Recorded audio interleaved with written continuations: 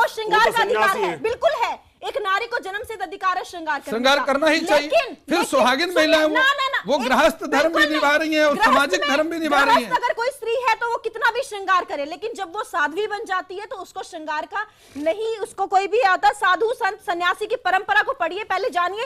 कौशिक जी, क्या आप सहमत हैं? कौशिक जी प्लीज आप बताएं, आपकी बात भी हम सुनना चाह रहे हैं।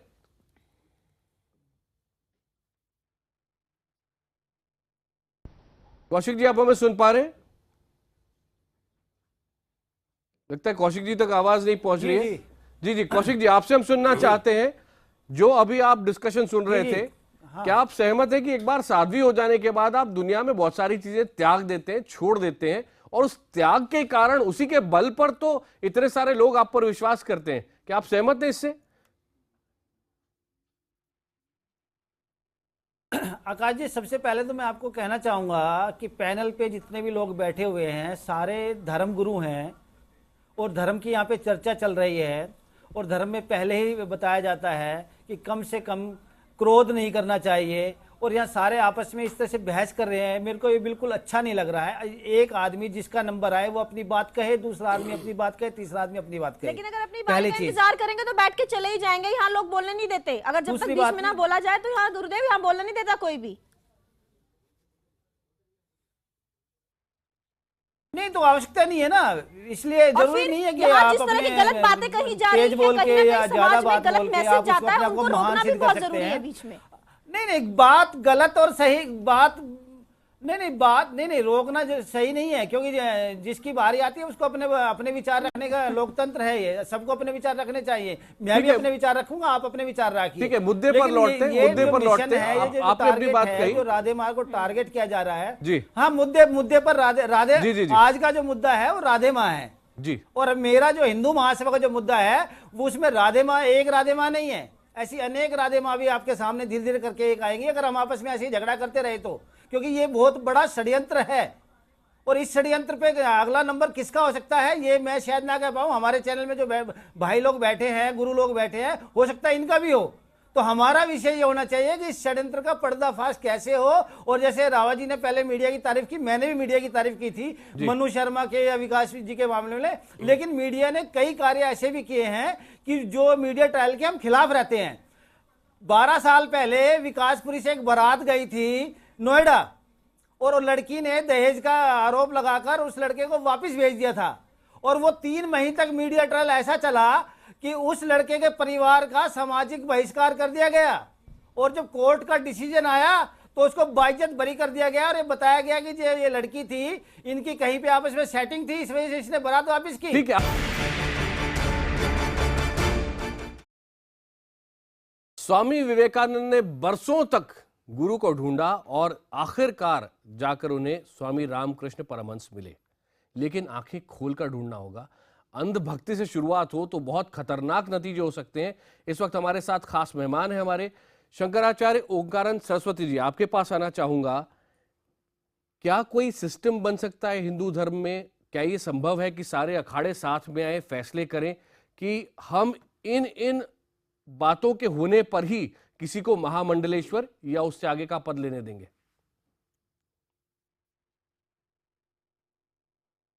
आकाश जी, ये परंपरा पहले से स्थापित है, पुनः स्थापित करने की आवश्यकता नहीं है।